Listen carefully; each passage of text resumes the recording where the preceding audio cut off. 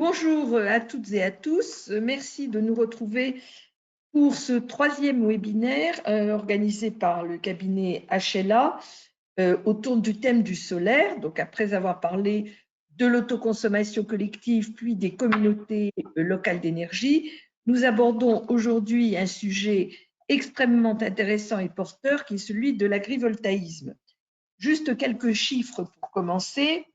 Selon l'Institut Fraunhofer, la capacité photovoltaïque agricole mondiale s'élevait déjà à plus de 14 gigawatts en 2020. 14 gigawatts en 2020.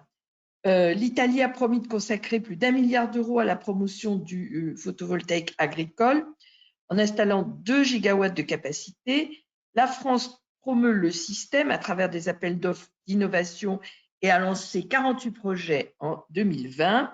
L'Allemagne a considérablement développé le système en mettant en place, peut-être c'est le premier pays à le faire, un système de normalisation, la norme DIN SPEC 91-434 pour ceux que cela intéresse, qui permet donc de disposer d'un système harmonisé avec un effort considérable sur le PV agricole. C'est effectivement une technique qui est très intéressante, qui est doublement gagnante. On va le voir à la fois, bien sûr, pour la production d'énergie renouvelable, mais également pour la protection de la production agricole. Donc, pour nous en parler aujourd'hui, nous avons deux personnalités qui connaissent particulièrement bien le sujet. Ariel Guillemot, avocate, jeune avocate, mais très brillante et qui connaît extrêmement bien le sujet sur lequel elle a déjà beaucoup publié, et Yves Queyromin, architecte, responsable de l'agrivoltaïsme dans la société la compagnie Énergie et Territoire qui promeut plusieurs opérations de ce type. Donc, vous aurez à la fois l'aspect juridique et l'aspect technique et pratique qui vous sera exposé, bien entendu, les questions qui vont aller derrière.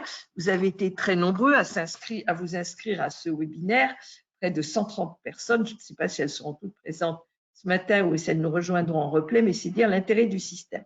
Voilà, j'ai déjà été trop bavarde et je passe donc la parole à Ariel Guillemot. Merci beaucoup, madame, pour cette introduction. Je vous propose de partager mon écran. Hop. Voilà, normalement, ça fonctionne. Vous voyez tous la présentation? Parfait. Très bien. Alors, du coup, je vais commencer par vous présenter un petit peu les aspects juridiques de l'agrivoltaïsme et ensuite, voilà, je laisserai Monsieur Queyromin vous parler plus précisément des aspects techniques qu'il maîtrise bien mieux que moi. Comme l'a parfaitement expliqué Madame Lepage, c'est un sujet qui est en pleine expansion, l'agrivoltaïsme. Aujourd'hui, il y a vraiment un réel intérêt du législateur autour de cette filière. Il y a depuis début 2022 vraiment beaucoup de mouvements autour de la filière. Le président lui-même en a parlé en février 2022 lors de son annonce sur la stratégie bas carbone. Il y a eu une résolution du Sénat en janvier 2022. Il y a eu une mission flash de l'Assemblée nationale en février également. Donc on voit vraiment qu'il y a un réel intérêt des pouvoirs publics pour ce sujet. La filière elle-même se structure de plus en plus puisque l'association France Agrivoltaïsme a été créée l'année dernière. Elle regroupe en fait l'ensemble des parties prenantes de la filière. Donc c'est véritablement un sujet qui mérite toute notre attention et qui regroupe des enjeux majeurs puisque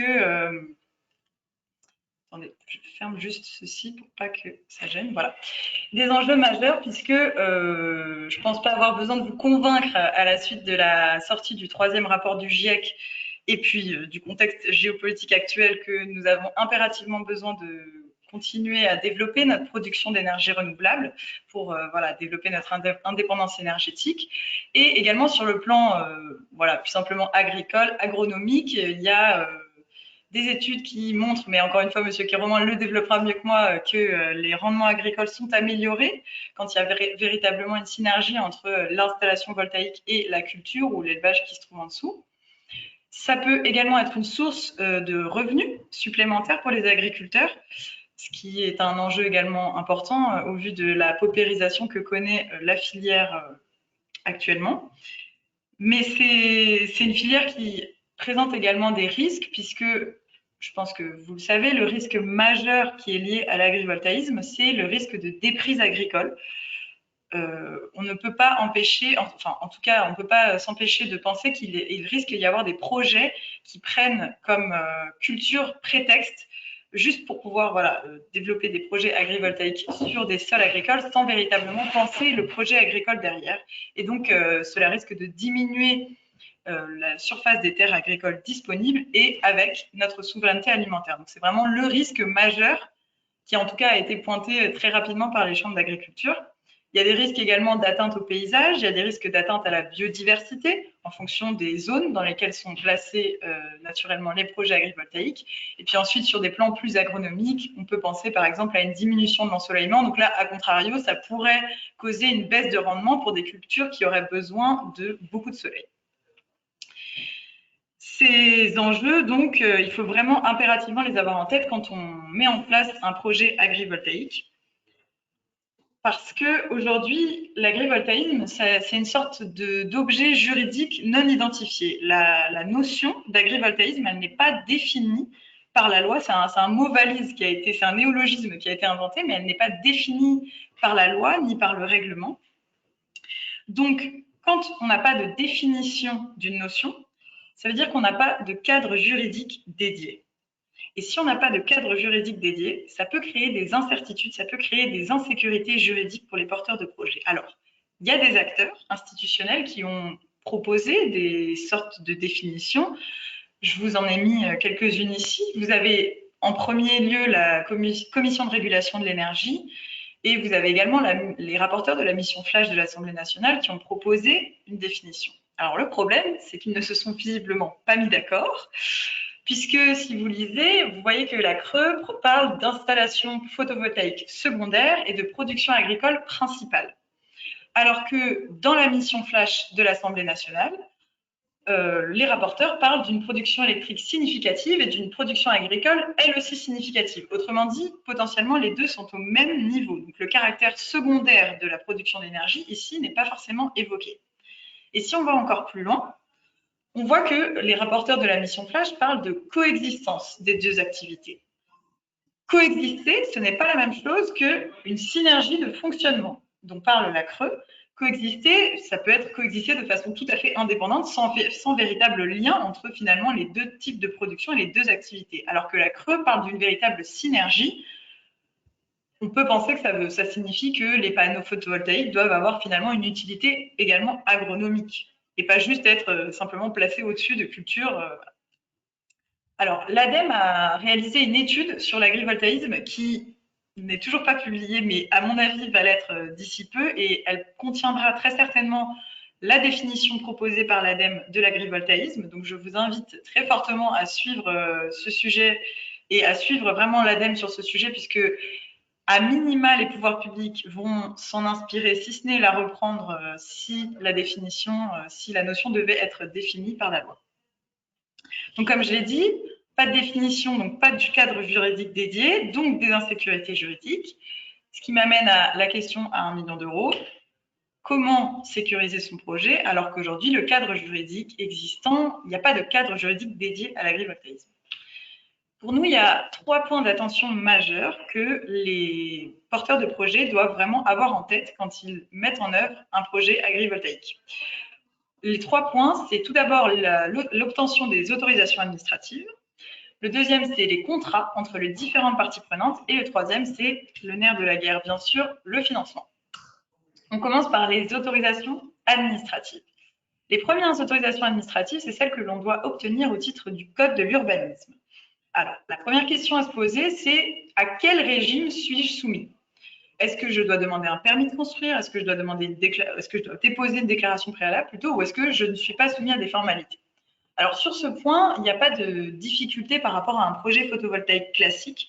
C'est les mêmes facteurs qui doivent être pris en compte, c'est-à-dire la localisation en espace protégé, la puissance de l'installation et la hauteur de l'installation.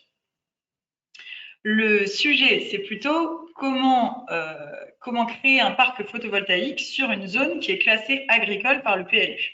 Est-ce que c'est possible déjà? La réponse, elle a été donnée par la jurisprudence déjà depuis un petit moment. La réponse, c'est oui. En principe, il est possible de créer un parc photovoltaïque sur une zone qui est agricole.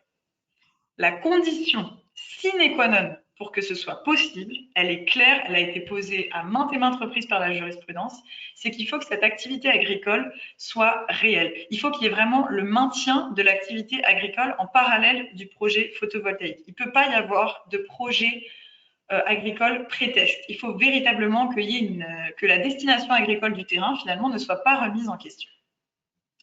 Donc ça, c'est vraiment important. Je vous ai mis quelques exemples de jurisprudence, si jamais vous voulez voir voilà, des exemples un petit peu plus concrets de ce que le juge a pu considérer comme étant finalement pas compatible avec la destination agricole du terrain et ce qu'il a pu considérer comme étant compatible.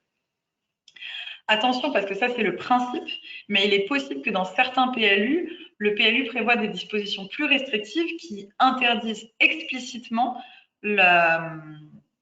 l'installation de projets photovoltaïques sur les zones classées agricoles. Et dans ce cas-là, il faudra envisager une procédure de mise en compatibilité du PLU. Vous avez également des démarches particulières qui peuvent être nécessaires en raison du caractère agricole du terrain.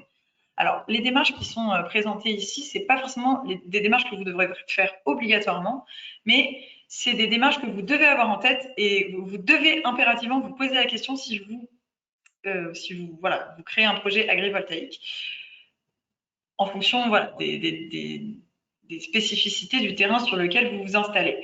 La première démarche qui est très recommandée, voire obligatoire dans certains cas, c'est la réalisation d'une étude préalable agricole. C'est une sorte d'étude d'impact agricole qui va devoir présenter les impacts de votre projet, qu'ils soient positifs ou négatifs, non seulement sur le terrain sur lequel vous vous installez en termes agricoles, donc notamment par exemple si vous diminuez la surface agricole, quels sont les impacts de cette diminution, mais aussi sur l'économie agricole générale du territoire. Ça, c'est vraiment quelque chose qui est très recommandé et qui, sécurisera également le porteur de projet, notamment sur le plan contentieux, puisque présenter tous ces enjeux, ça permet également de garantir, en tout cas d'améliorer l'acception sociale du projet. Cette étude préalable, elle pourra être transmise à la commission départementale de préservation des espaces naturels, agricoles et forestiers, la CDPNAF, et au préfet. Ce n'est pas obligatoire, encore une fois, mais voilà, c'est des choses que vous devez avoir en tête. Si vous faites un projet agrivoltaïque, vous avez également le sujet de l'AOP. Si vous êtes à côté d'une zone AOP ou que vous êtes carrément sur une zone AOP, attention parce que l'organisme de défense et de gestion de l'appellation peut considérer qu'il y a une atteinte à l'AOP et donc vous devrez recueillir l'avis du ministère de l'Agriculture et de l'INAO. Ce sont des avis simples, je précise, ça veut dire que vous devez recueillir leurs avis, mais l'instructeur du permis ou de la déclaration n'est pas obligé d'en tenir compte. Pareil, si vous êtes situé en zone agricole protégée, vous devrez recueillir l'avis de la Chambre d'agriculture et de la Commission départementale d'orientation agricole. Vous devez également obtenir des autorisations au titre du Code de l'environnement et du Code forestier. Alors, les projets photovoltaïques qui sont supérieurs à 250 kW crête sont soumis à la procédure d'évaluation environnementale. Donc, pour rappel, l'évaluation environnementale, c'est ce processus qui comprend l'élaboration de l'étude d'impact, la consultation des différentes autorités, notamment l'autorité environnementale, et la consultation du public. Si le projet est un projet photovoltaïque au sol, donc c'est la plupart du temps le cas en matière agrivoltaïque, l'évaluation environnementale sera systématique. En revanche, si c'est sur des serres ou ombrières, c'est au cas par cas, donc c'est-à-dire que c'est l'instructeur qui décide si, oui ou non, vous devez être soumis à une procédure d'évaluation environnementale. Donc, sur le plan du Code de l'environnement, il n'y a pas de différence majeure par rapport à des projets photovoltaïques classiques. La différence, c'est que comme vous êtes en zone agricole, vous devez avoir une attention particulière, notamment à l'incidence sur l'eau et à l'incidence sur les espèces protégées, puisqu'il y a beaucoup plus de chances qu'il y ait des incidences sur ces zones, en zone agricole que si vous étiez situé en zone urbanisée ou en zone artificialisée. Donc, il faut vraiment avoir une attention particulière pour ces éléments qui pourront nécessiter, le cas échéant, la délivrance d'une autorisation environnementale ou, si vous êtes en dessous des seuils, juste d'une dérogation ou d'une déclaration IOTA. Vous êtes en zone agricole, ça signifie que potentiellement, le terrain que vous avez choisi pour développer le projet agrivoltaïque se trouve sur un espace boisé. Si c'est le cas et que vous devez défricher cet espace boisé, vous allez devoir demander une autorisation de défrichement. C'est chronologiquement la première autorisation que vous devez demander, l'autorisation de défrichement. Enfin, vous avez des autorisations que vous devez demander au titre du Code de l'énergie. Je passe assez rapidement parce que finalement, aujourd'hui, il n'y a plus grand-chose sur ce plan-là, si ce n'est la demande de raccordement. Donc là, c'est assez simple. En fonction de la puissance de l'installation, l'interlocuteur diffère. Moins de 12 MW, c'est c'est Enedis. Au-dessus, c'est RTE. Et donc, dans cette demande de raccordement, vous allez devoir choisir quelle est votre option de raccordement. Est-ce que vous voulez injecter la totalité de la production? Est-ce que vous voulez injecter seulement le surplus, c'est-à-dire autoconsommer une partie et ensuite injecter le reste sur le réseau, ou autoconsommer totalement votre production d'électricité? Je voulais vous parler également de la nouvelle certification AFNOR. Alors, je ne sais pas si vous avez vu passer ce nouveau label projet agrivoltaïque qui a été créé par l'organisme de certification AFNOR très récemment, en décembre 2021. C'est une sorte de référentiel qui sert à labelliser les bonnes pratiques en matière de projets agrivoltaïques sur les cultures, et a priori, le label pour l'élevage va arriver très rapidement. Quelle est la valeur d'une telle certification? Alors, ça ne vous garantit bien évidemment pas que vous allez pouvoir obtenir une autorisation administrative, permis ou autorisation au titre du Code de l'environnement. C'est pas parce que vous êtes certifié AFNOR, ça ne rentre pas. C'est un organisme privé en fait de certification, donc c'est pas la même chose. En revanche, bien évidemment que c'est un organisme qui est reconnu, qui est sérieux, donc ça peut être un gage de sérieux supplémentaire pour l'administration. Ce n'est pas une garantie que vous allez obtenir les autorisations administratives nécessaires, bien sûr. Je vous ai mis le lien pour obtenir le référentiel si ça vous intéresse. Passons maintenant au contrat. Quand on est dans un projet agrivoltaïque, en général, il y a 3 types de grandes parties prenantes dans le projet. Il y a l'exploitant agricole, le propriétaire du terrain et le producteur d'énergie. Donc, il faut d'abord penser les relations entre le propriétaire du terrain et le producteur d'énergie. Ce qui est important pour le producteur d'énergie, c'est d'avoir la maîtrise foncière du terrain. C'est de contrôler que son installation sera sur un terrain pendant un temps très long, et comme ça peut ça lui garantit une certaine sécurité sur le long terme. Pour ça, on a 2 types d'outils contractuels qui sont possiblement utilisables. Le premier, c'est le bail amphithéotique. Donc, le bail amphithéotique, ça permet de transférer du propriétaire du terrain au producteur d'énergie le droit réel d'usage et de jouissance du terrain. Concrètement, le preneur, c'est-à-dire le producteur d'énergie, dispose d'une liberté d'affectation totale, c'est-à-dire qu'il peut faire ce qu'il veut sur le terrain, il peut réaliser des transformations, et en échange, il est tenu d'une obligation générale de conservation et d'entretien du bien et de réparer, si jamais cela est nécessaire, l'installation. Il verse pendant toute la durée du bail une somme d'argent au propriétaire du terrain, et à la fin, l'installation photovoltaïque revient dans le patrimoine du propriétaire du terrain à la fin de la durée qui est fixée, sachant que cette durée, elle est entre 18 et 99 ans, donc c'est vraiment très, très, très long et voilà, très bien encadré. La deuxième solution pour encadrer les relations contractuelles entre le propriétaire du terrain et le producteur d'énergie, c'est le bail à construction. Alors, le preneur, dans le bail à construction, c'est pareil, il y a un transfert en fait du droit d'usage et de jouissance au producteur d'énergie. De la même manière, la durée, elle est fixée entre 18 et 99 ans, donc là c'est pareil. La différence, c'est que dans le bail à construction, le producteur d'énergie, enfin, le preneur, et donc ici le producteur d'énergie, doit construire sur le terrain et conserver la construction en bon état pendant toute la durée du bail. Donc vraiment, il s'engage à réaliser une construction sur le terrain. Et attention, parce que si jamais vous rédigez un contrat et que vous écrivez que le producteur d'énergie est dans l'obligation de construire quelque chose alors que vous estimez que c'est un bail emphytéotique, il peut être requalifié en bail à construction. Donc c'est vraiment l'obligation de construction, elle peut exister que dans le bail à construction. Il doit conserver cette construction en bon état.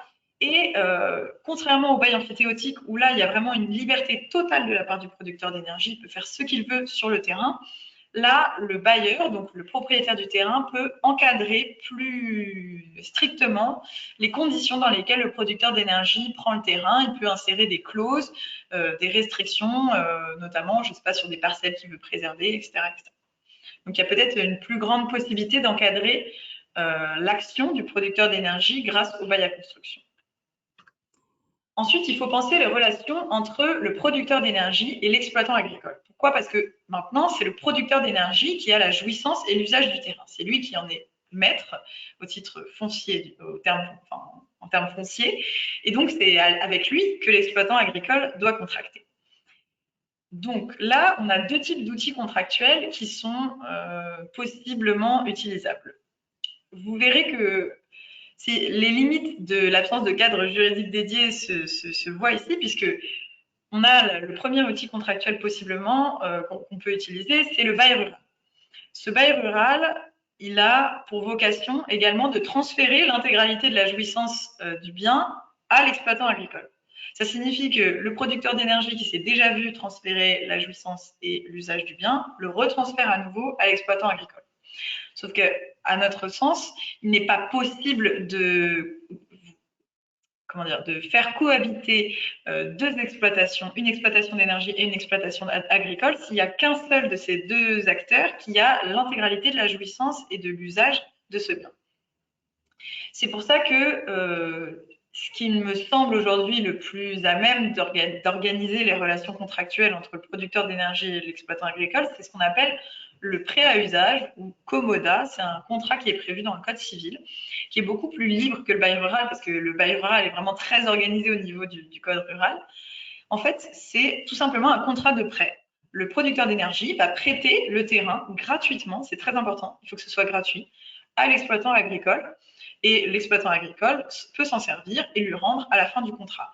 Les termes de ce contrat sont beaucoup plus libres, la durée est fixée librement, il peut y avoir vraiment beaucoup plus de clauses.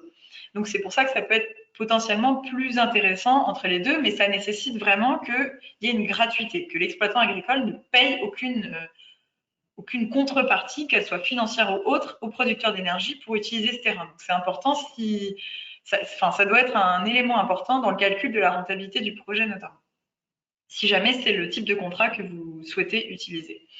Ce contrat, c'est vraiment important qu'il prenne en compte les obligations des deux parties.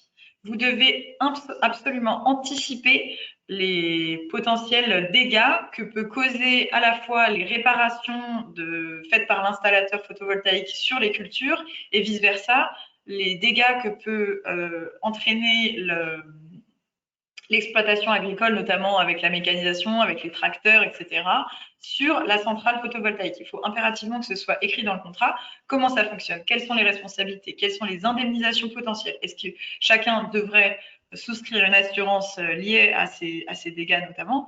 Il faut potentiellement également prévoir une formation obligatoire pour l'agriculteur au risque incendie, puisque forcément ils sont augmentés liés à la présence de la centrale sur la parcelle agricole. Des règles de sécurité, etc., etc. Potentiellement, effectivement, l'interdiction d'emploi de certains produits phytosanitaires qui peuvent être corrosifs pour les panneaux. Voilà, toutes ces choses-là, il faut impérativement les anticiper dès le contrat, dès l'origine du contrat entre les deux acteurs pour vous garantir une sérénité contractuelle sur l'ensemble de la vie de l'installation, tout au long de la vie de l'installation. On passe au financement, qui est le nerf de la guerre, comme je le disais tout à l'heure. Donc, la vente d'électricité, vous avez trois possibilités, trois options qui s'offrent à vous pour vendre l'électricité d'un projet agrivoltaïque. Vous avez premièrement l'option du tarif d'achat réglementé. Donc ça, c'est réservé aux installations d'une puissance supérieure à 500 kW crête. Ça a augmenté l'année dernière. Donc vous avez un contrat vous formez en fait un contrat avec EDF Obligation d'achat qui, comme son nom l'indique, est donc obligé de vous acheter votre électricité à un tarif qui est gelé pendant 20 ans. Ça vous assure une véritable sécurité pendant 20 ans. Vous êtes sûr que EDF Obligation d'achat vous achète votre électricité. Si votre installation ne rentre pas dans le critère de puissance ou bien que vous estimez que ce tarif est trop bas, etc., vous pouvez faire appel à un appel d'offres de la CRE. Donc la CRE propose un appel d'offres photovoltaïque innovant. Ce n'est pas un appel d'offres dédié à l'agrivoltaïsme, et ça rentre dans l'appel d'offres photovoltaïque innovant. C'est réservé aux installations entre 100 kW crête et 3 MW crête. Et donc là, le principe, c'est que la CRE vous propose une fourchette, un intervalle de prix d'achat, et le candidat propose un prix d'achat qui est compris dans cet intervalle-là.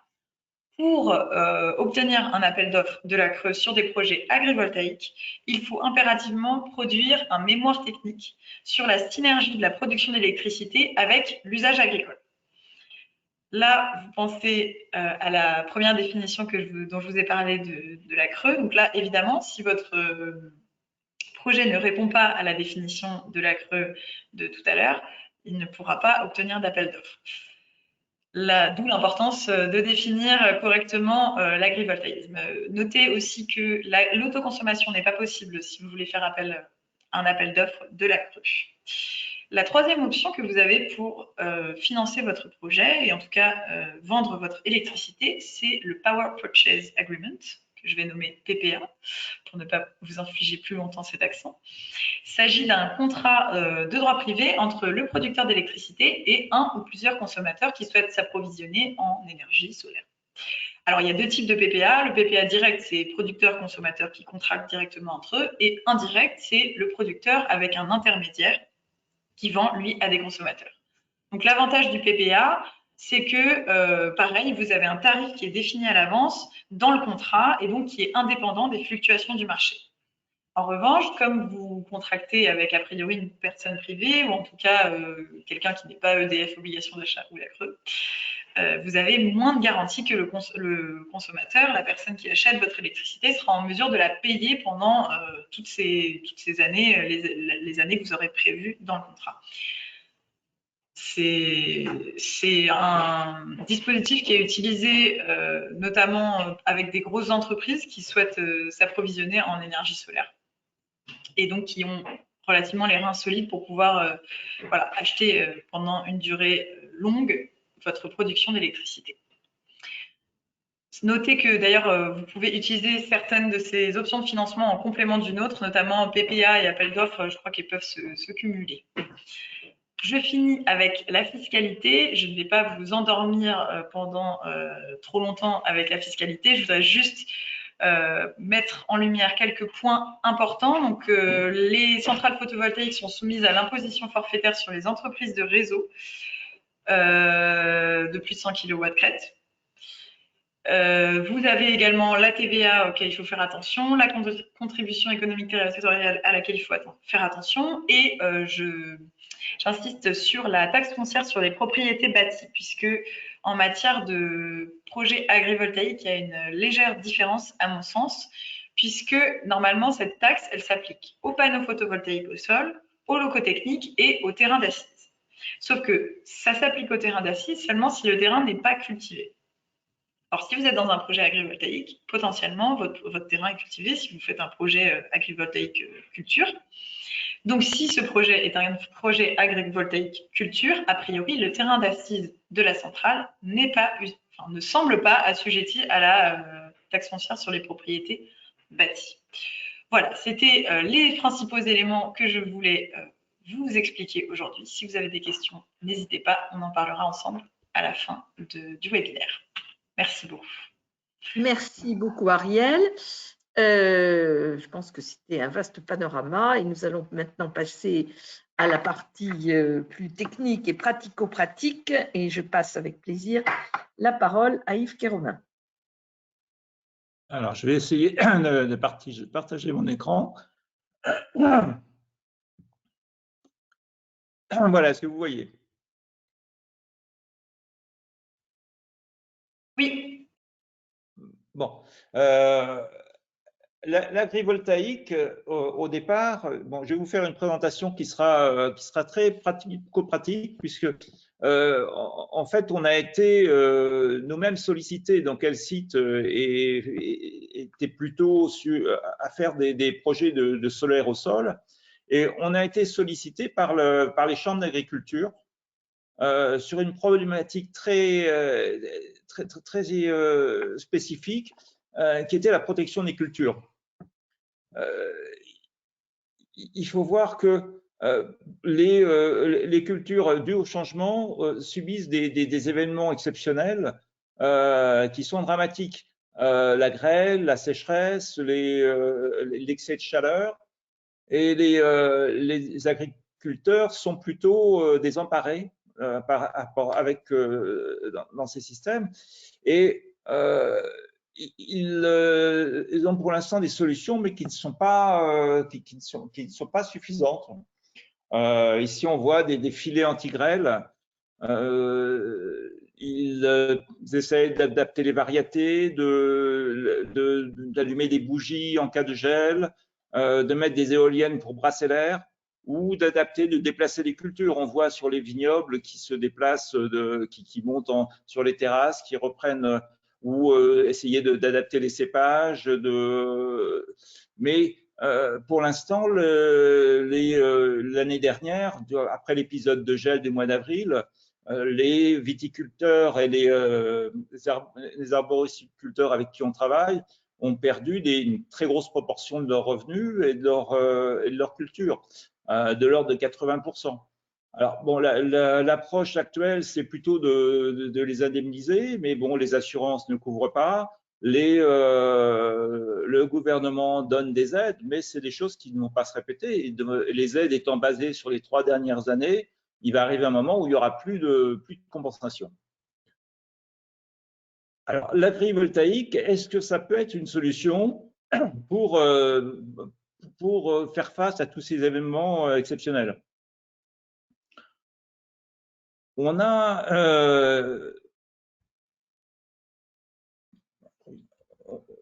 est sur des problématiques de panneaux qui sont à 4 mètres, 4,50 mètres, qui peuvent nous protéger de la grêle, qui peuvent protéger éventuellement créer des microclimats pour essayer de réduire l'impact du gel de 3 degrés. Bon, il n'y a rien de parfait, mais il y a un net progrès. Et l'idée, c'est que les cultures profitent de l'agrivoltaïque. Bien entendu, en tant qu'installateur et qu'investisseur dans les systèmes, on souhaite avoir une production électrique qui couvre le coût d'investissement et la longueur, mais la problématique doit être, et c'est la clé de tout projet actuellement, on doit donner priorité à l'agriculture. On a eu des dérives récemment qui nous ont fait beaucoup de mal. Les hangars qui ont été créés sur des terrains agricoles pour les agriculteurs, mais qui sont restés vides. On voit des exemples comme ça, ou des serres agricoles où on a eu des pertes de production importantes parce que il n'y avait aucune approche scientifique, aucun calcul pour essayer d'améliorer la production agricole. C'était du photovoltaïque au sol qui donnait une rémunération à l'agriculteur, mais qui entraînait des pertes de production et qui finissait par être vide. D'où les blocages avec les chambres d'agriculture. On fait face à des difficultés. Il y a certaines régions où on a des SCOT qui sont en train d'être rédigés et des PLUI qui vont interdire tout panneau voltaïque, même expérimental, sur les surfaces agricoles. En revanche, il y a là, je vous montre un projet que j'ai vu la semaine dernière en Allemagne, où il y a des réelles expérimentations qui sont faites avec des panneaux dynamiques, c'est-à-dire des panneaux qui pivotent. Les panneaux que vous voyez ici, ce sont sur des pommiers. Ils peuvent, en pivotant, selon l'orientation du vent… Yves, les images ne défilent pas. Ah, vous êtes quel…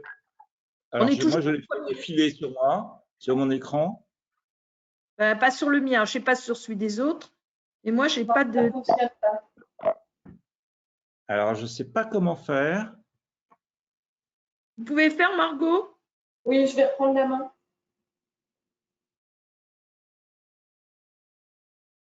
Alors, je vais arrêter le diaporama. Et vous voyez mon partage d'écran ou pas? Non, plus maintenant, c'est moi qui ai repris, qui ai repris la main pour partager l'écran. Alors, ça devrait ne pas tarder à se lancer.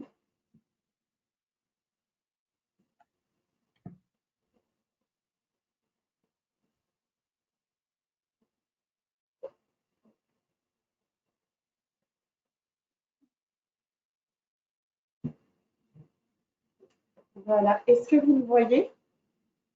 Oui, c'est très bien. Donc, pas en plein écran. Bon, je vais mettre en téléphone. Je pense qu'il faut mettre en diaporama. Ouais.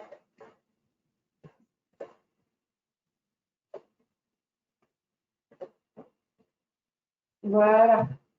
Voilà. Voilà, donc les images, ça ce sont des images de filets donc, existantes dans la vallée du Rhône. Et donc, ce sont ces agriculteurs, spécifiquement sur ces parcelles, qui ont perdu l'année dernière 80% de leur production.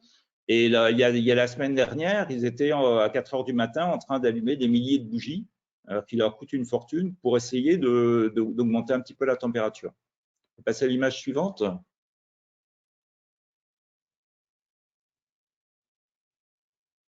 Voilà, donc ça, c'est les panneaux dont la solution que j'ai vue récemment, où on a d'une part des panneaux qui sont mobiles et aussi des panneaux avec différentes, en espaçant les cellules photovoltaïques, on a une transparence qui peut être variable et qui est calculée très précisément pour que 70% de la lumière aille sur les cultures. Et en plus, les panneaux pivotants, en cas de grêle horizontale ou dans le sens du vent, s'orientent pour protéger spécifiquement les arbres qui sont en dessous. Ici, ce sont des pommiers. Image suivante, peut-être. Voilà, ça, je vais vous parler des hangars agricoles qui sont dus par des investisseurs un peu malhonnête du fait du manque de surface disponible pour le photovoltaïque, de la réglementation difficile et on propose des hangars clés en main gratuits aux agriculteurs, mais qui restent vides et qui n'ont aucune utilité agricole. De même pour les serres, ce sont des panneaux photovoltaïques au sol. Il n'y a aucune production agricole dessus parce qu'il y a des pertes de production, il y a des blocages de chambres d'agriculture. Et je disais même, il y a des SCOT qui sont en train d'être rédigés qui interdisent tout panneau agricole. Et les agriculteurs qui voient ces projets constatent une perte de production.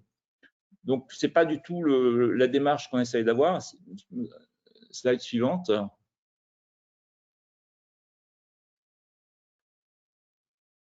Voilà, donc ici, vous voyez les différents types de panneaux avec des transparences différentes. Et donc, dès le départ, on est basé sur des études agronomiques, mais qui sont complexes parce que savoir quelle sera l'influence des panneaux sur des pommiers qu'on vient de planter et qui seront à maturité dans 4 ou 5 ans, c'est compliqué à anticiper et ça demande une approche scientifique précise et adaptable.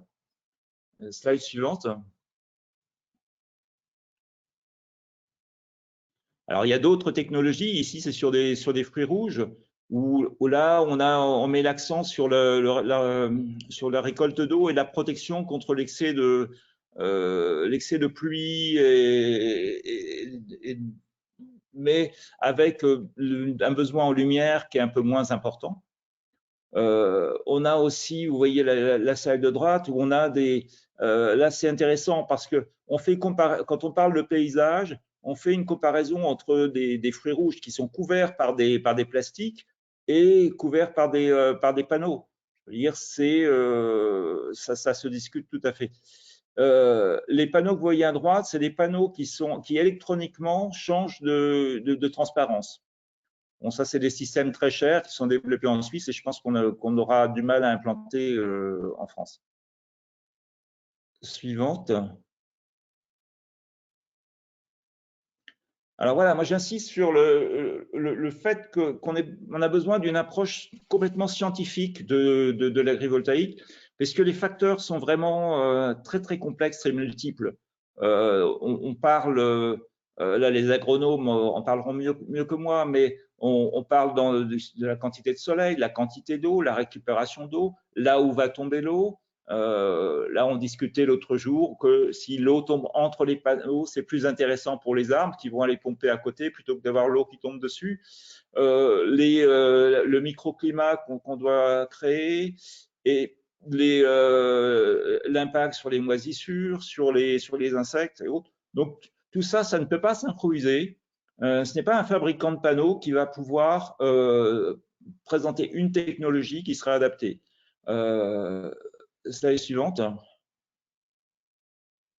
Alors nous, on a fait le choix de travailler avec l'Institut Fraunhofer en Allemagne, qui a 40 personnes qui travaillent sur le sujet depuis 15 ans et qui a une approche scientifique, c'est-à-dire que étant une organisation, un institut non-profit, ils mettent l'accent sur la recherche et sur la production d'articles qui peuvent être publiés dans les revues scientifiques, avec une approche très systématique de sensors, de capteurs, pour essayer de suivre en temps réel sur 4-5 ans les systèmes qu'ils mettent en place. Avec une précision très grande. Quand je parlais de 70% de lumière qui arrive sur les plantes, c'est pas 69,5 ni 70,5, c'est 70%. Et donc on fait ce choix, et ce qui nous donne des garanties aussi par rapport aux administrations françaises, aux chambres d'agriculture, de leur expliquer que la priorité est donnée aux cultures. Donc, je vous laisse le détail des opérations qui sont proposées par Fraunhofer, mais en plusieurs phases et avec, comme je le disais tout à l'heure, beaucoup d'impact à gérer et des choses très précises à faire. Suivante.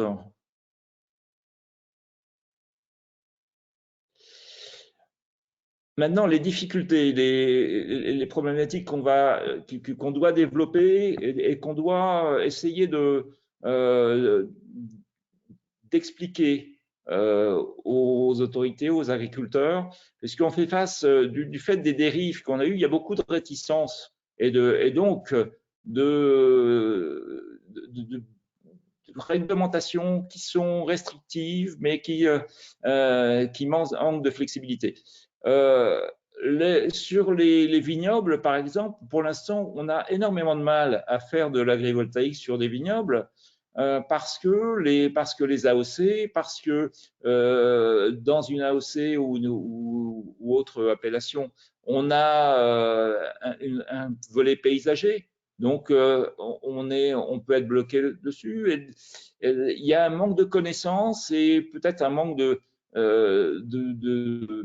d'innovation, ce qui fait qu'on va se retrouver avec des vignobles qui ne vont plus produire, certains cépages qui vont être qui ne vont plus pouvoir être cultivés, un changement des vins, alors que une approche avec l'agrivoltaïque pourrait permettre d'adapter d'une manière, je ne dis pas que c'est la solution, je veux dire l'adaptation, on n'aura pas de solution uniquement technologique au réchauffement climatique, mais je pense que on peut utiliser cet outil comme les autres à condition de l'utiliser de manière raisonnée et prudente. Pour l'instant, en France, les gens qui font de l'agrivoltaïque, ce sont des sociétés privées qui, en général, développent une seule technologie et qui ne publient pas de données. Nous, quand on a commencé, je pensais naïvement qu'en allant voir l'INRA, on aurait toutes les données pour pouvoir programmer les panneaux sur le besoin en lumière, en humidité des plantes. Et en fait, non, il n'y a pas les données scientifiques n'existent pas.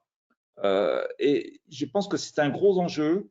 Et beaucoup pour l'instant, les gens qui sont en même temps fabricants sont ont beaucoup de mal à vouloir partager les données qu'ils sont en train de récolter, ce qui risque d'amener à des situations de monopole en France. Et c'est aussi pour ça qu'on essaie de se tourner vers l'Allemagne en ayant avec des partenariats avec des gens qui ne sont pas, qui sont liés à des instituts de recherche et des universités. Suivante. Voilà, donc c'est après sur ce que nous a expliqué Ariel sur les prix de vente de l'électricité, ça rend les choses quand même extrêmement complexes puisque dans les faits, on est limité à 3 mégawatts et c'est faire un PPA sur des surfaces plus importantes. On essaye de nous tourner vers des producteurs d'hydrogène qui sont capables d'acheter la totalité de l'électricité.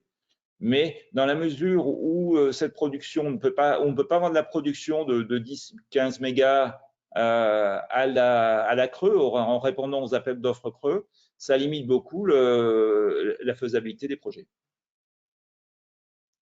Voilà, peut-être qu'on va avoir des questions sur les deux sujets. Merci beaucoup pour cette présentation qui était très concrète. Je pense qu'on a une présentation globale qui est vraiment intéressante. Et comme je vois que nos participants ne nous ont pas quittés, je pense qu'ils étaient intéressés. Voilà, donc maintenant, place aux questions. Margot. Alors, une première question. Pour les projets en zone humide, les installations sont-elles interdites? Ça dépend. Désolée de cette réponse. Ça dépend. Ça dépend et ça dépend.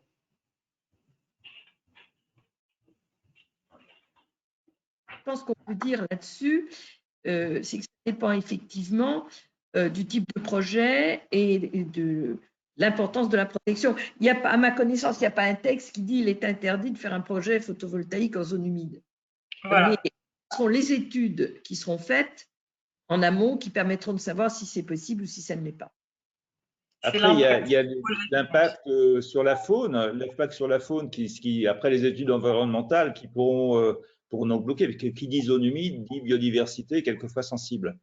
Mais je pense que le critère principal pour pouvoir réaliser un projet, même sur des zones humides, c'est le maintien de la production agricole.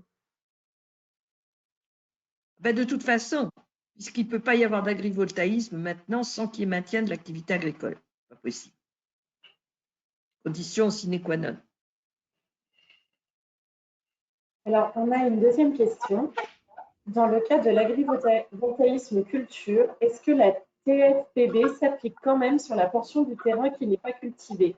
Par exemple, si l'espace interrangé est cultivé, est-ce que le sol sous les panneaux est soumis à la TFPB? Alors, je précise que ce que je vous ai dit sur la TFPB, c'est une interprétation qui n'a pas été confirmée par. C'est une interprétation que nous on fait des textes et qui n'a pas forcément été confirmée par l'administration fiscale à notre sens. Mais en fait, quand on parle de terrain cultivé, on parle de terrain non cultivé. Enfin, en tout cas, de terrain non cultivé, on parle de terrain non cultivé employé à un usage commercial ou industriel.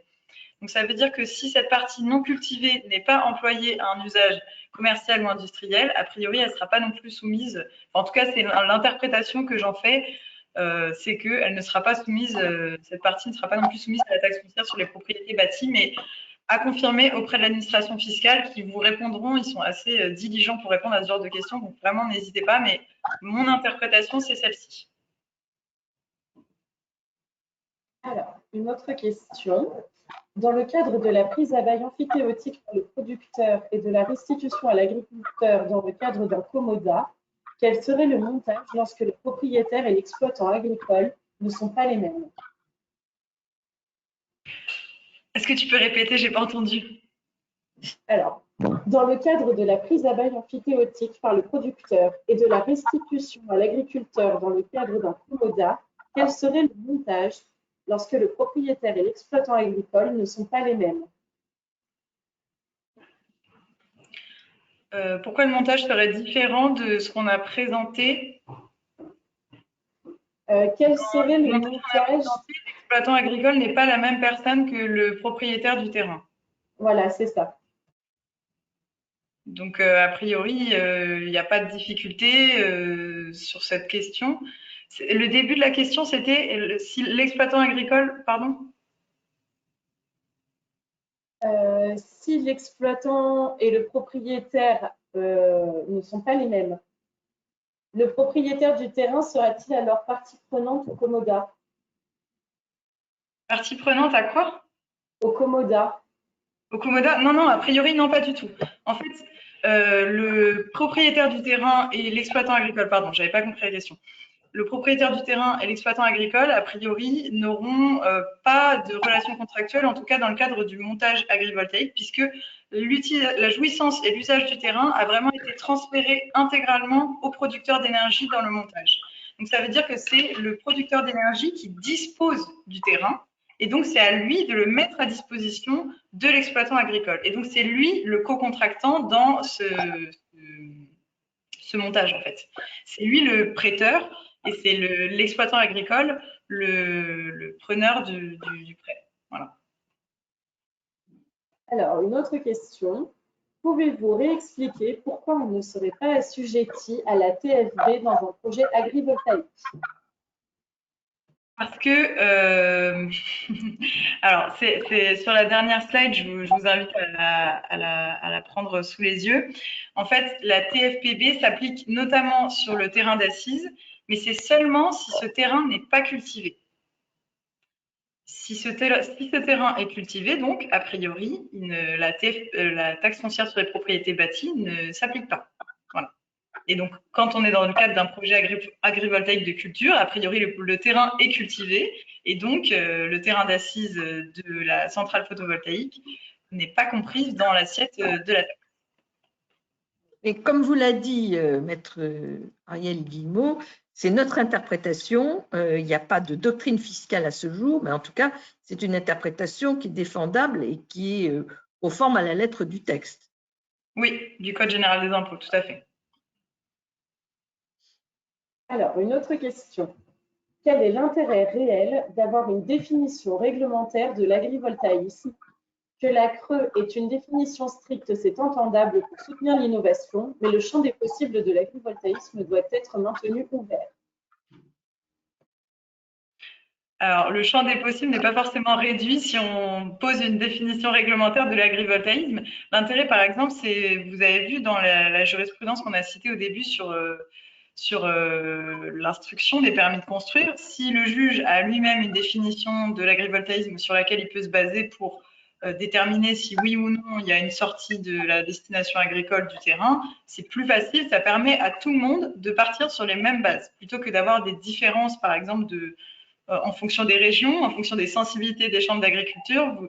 Tant que nous n'aurons pas une définition, si vous voulez, globale et nationale de cette pratique, il risque d'y avoir des disparités d'application en fonction des régions et notamment, comme le disait très bien M. Kéromin, en fonction des sensibilités et des certaines régions où on a pu observer des réticences. Les institutions et les autorités instructrices pourront être plus strictes, alors que dans certaines régions où finalement il n'y a pas forcément ces réticences, les projets agrivoltaïques pourront être définis de façon beaucoup plus large et du coup autoriser beaucoup plus de types de projets. Donc c'est important finalement que tout le monde parte sur la même base. Ça ne veut pas forcément dire que ce sera restrictif. C'est un outil de sécurité juridique. Tout à fait. C'est-à-dire que même si votre projet est autorisé, ça ne vous met pas à l'abri d'un recours qui pourrait être fondé sur le fait que le projet n'entre pas dans le cadre de l'agrivoltaïsme, parce qu'il y a un débat sur qu'est-ce que c'est que l'agrivoltaïsme. Donc, on a toujours intérêt, en termes de sécurité juridique, à être clair sur les notions de départ. Une autre question. Y a-t-il des installations permettant l'usage du fond par des bovins? Alors, pour l'instant, l'élevage ne rentre pas dans la définition de l'agrivoltaïque. Mais, bien entendu, techniquement, il n'y a aucune objection, à part non, c'est tout à fait possible. Une autre question. Dans le cadre d'un projet agri-photovoltaïque sur terrain agricole et dans l'hypothèse du maintien d'une activité agricole sous les panneaux, est-il nécessaire de réaliser une étude préalable agricole puisqu'il n'y a pas de perte d'activité agricole? Oui. Alors, le critère, c'est pas forcément la perte d'activité agricole, ça va être, par exemple, l'impact du changement, pas de la présence des panneaux sur cette activité agricole. Ça peut modifier le rendement et donc l'économie agricole du territoire. C'est vraiment tout un ensemble de critères. C'est pas seulement la déprise du terrain. Donc oui, ça reste quand même nécessaire. Alors, pour les prêts à l'usage, Comoda, est-il possible pour une banque de prendre des sûretés réelles type hypothèque? Oula. Je me permets de botter en touche, là, ça sort un petit peu du cadre de l'agrivoltaïsme. Il faudrait regarder quand on peut prendre des sûretés quand c'est un droit réel. Donc, il faut voir la manière dont le Comoda s'inscrit effectivement dans ce droit réel. Et là, très franchement, je n'ai pas la réponse à la question. Je suis désolée. Le Comoda ne donne pas un droit réel à l'exploitant agricole. Il n'y a pas de droit réel, normalement, il n'y a pas de possibilité de garantie. Alors, quels sont les principaux impacts environnementaux identifiés comme étant défavorables ou au contraire favorables à l'activité agricole et à l'agrivoltaïsme? La protection des cultures, d'abord, selon le type de culture, les avantages sont différents. C'est la protection contre la grêle, la première idée qui me vient. Une amélioration de la résistance au gel, je pense qu'on peut garder 2 ou 3 degrés. La protection contre les pluies trop abondantes. Et dans les régions du sud, surtout, la protection contre l'excès de soleil. On a par exemple sur les vignobles une montée en degrés du raisin, montée en sucre, qui ne rend plus compatible avec la vinification et les qualités qu'on soit habitué. Donc, il y a beaucoup d'avantages possibles, mais il peut y avoir aussi des inconvénients si les projets sont mal conçus. Une autre question. Est-ce que le propriétaire exploitant agricole peut contracter avec le producteur photovoltaïque un projet conjoint maximisant les co-bénéfices agricoles et énergétiques? Quel montage contractuel est le plus indiqué dans ce cas? Est-ce qu'il peut contracter, pardon, j'ai pas entendu la fin. Quel montage contractuel est le plus indiqué dans ce cas si le propriétaire exploitant agricole veut contracter avec le producteur photovoltaïque dans le cadre d'un projet maximisant les co-bénéfices agricoles et énergétiques? C'est trop compliqué. On peut pas, je crois qu'honnêtement, on ne peut pas répondre à des questions aussi qui sont des vraies consultations juridiques comme ça. Voilà. On risque de vous dire des bêtises et c'est tout. Donc, je crois qu'on ne peut pas répondre à Là, on vous présente les grandes lignes. On peut répondre à des questions assez générales, mais vous voyez, on va vous donner une réponse, on va vous dire oui ou non, mais il y aura une donnée du problème qu'on n'aura pas, ce qui fait que la réponse sera fausse. Donc, je pense qu'on ne peut pas répondre à ce type de questions. Quelle est la distance minimale entre deux centrales de 3 MW crête portées par un même producteur énergétique? Yves? Non, je n'ai pas la réponse. C'est une question juridique. Hein, c'est la définition dans la cahier des charges de la Creux Innovation. Non, je ne connais pas la distance minimum. Je ne crois pas qu'il y ait une distance réglementaire. Comme sur les toitures, je veux dire, sur les toitures, il y a une distance minimum entre 2 installations, mais non, ça, il faut se référer aux documents d'appel d'offres de la Creux Innovation qui sont disponibles en ligne. Désolé, je n'ai pas la réponse. Autre question, pourquoi l'élevage ne serait-il pas éligible à l'agrivoltaïsme? On n'a pas dit qu'il l'était, que ce n'était pas prévu. Mais non, je pense que c'est parce que c'est assimilé à du photovoltaïque au sol. encore une fois, c'est la peur qu'on mette 3 moutons sous un parc photovoltaïque pour appeler ça agrivoltaïque. Mais c'est tout à fait adapté. Et bon, il y a aussi des chambres d'agriculture qui nous disent si vous voulez de l'ombre pour les bêtes, plantez des arbres. Mais oui, le pastoralisme, par exemple, serait tout à fait compatible hein, sur des terres, je pense aux moutons ou des chèvres en particulier. Mais pas les chèvres, ça grimpe pas. Oui, c'est vrai. Mais sur des terres qui sont quand même très arides, où on sait qu'on ne va pas pouvoir faire des cultures exceptionnelles, de pouvoir avoir du pastoralisme et du photovoltaïque est quand même une idée assez intelligente.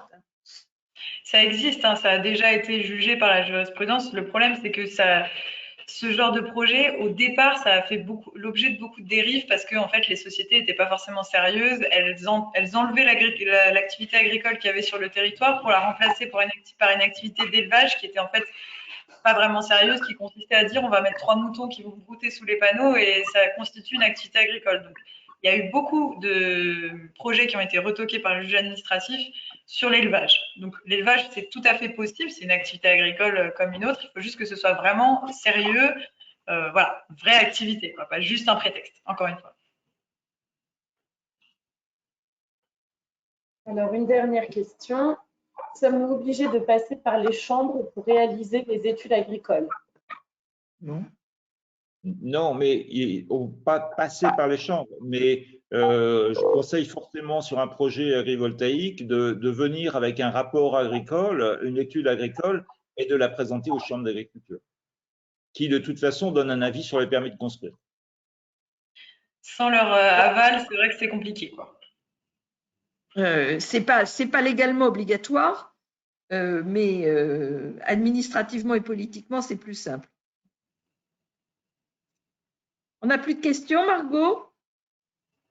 Si, justement, on a encore beaucoup de questions. Oui, ben, je crois qu'il est quand même 13h02, donc on peut peut-être prendre la dernière des dernières et on arrêtera en disant à nos participants que s'ils veulent poser des questions par Internet, on essaiera de leur répondre dans la mesure du possible, c'est-à-dire pas entrer dans des consultations compliquées où on pourrait vous dire des choses qui ne sont pas exactes. Alors, une dernière question. Si nous sommes sur des pâtures, comment peut-on justifier une étude agricole? Ah. Bah, ça se justifie. Pourquoi on ne pourrait pas le justifier? Dans tous les cas, c'est un terrain à destination agricole. Il y a une économie agricole sur l'ensemble du territoire, donc il n'y a pas besoin de justifier. En fait, il faut faire réaliser correctement les études par un bureau d'études et en discuter avec, si possible, comme l'a dit M. Kéromain, avec les chambres d'agriculture. Voilà, il y a pas, ça pose pas de problème particulier, le fait que ce soit une pâture ou un autre type d'activité agricole, en fait. C'est moi qui vais avoir une autre question. Alors, est-ce que sur l'éligibilité à la PAC, est-ce que le cultivateur va perdre sa PAC quand il va mettre des panneaux au-dessus de ses cultures? C'est la grande question. Madame? C'est la grande question. C'était un des freins qu'a identifié le Sénat dans sa résolution, la question de la PAC. Je pense que malheureusement, on n'aura pas le temps de revenir dessus parce que vraiment, c'est assez complexe. Là, voilà, on doit terminer, donc j'ai pas forcément le temps de répondre là-dessus, mais je vous invite à lire cette résolution. J'ai mis la référence dans le PowerPoint et ils ont assez bien expliqué les freins et les problématiques qui sont posées par la question de la PAC pour les agriculteurs. Et forcément, ça rentre aussi dans la question du financement de ce type de projet. Voilà. Pour conclure, je pense que compte tenu de l'accélération que l'Union européenne veut donner au développement des énergies renouvelables, s'il faut une adaptation pour dire noir sur blanc qu'on peut rendre compatible l'un et l'autre, à mon avis, ça devrait être fait dans les mois qui viennent, parce que je pense que ça s'inscrit dans la même logique. On peut espérer. Bon, bah, écoutez, merci. Visiblement, vous avez été très actifs dans vos questions. Et donc, ça vous a intéressé. Désolée de nous n'ayons pas pu répondre peut-être à toutes les questions. Je vous donne rendez-vous dans 15 jours pour notre dernière séance de ce premier cycle qui sera consacré à l'hydrogène. Et bien entendu, tout ceci est susceptible d'être vu en replay et vous pouvez télécharger les documents qui vous ont été présentés aujourd'hui. Je vous souhaite une très bonne journée. Gardez-vous bien. Et merci à nos brillants intervenants. Merci beaucoup. Au revoir. Merci, au revoir.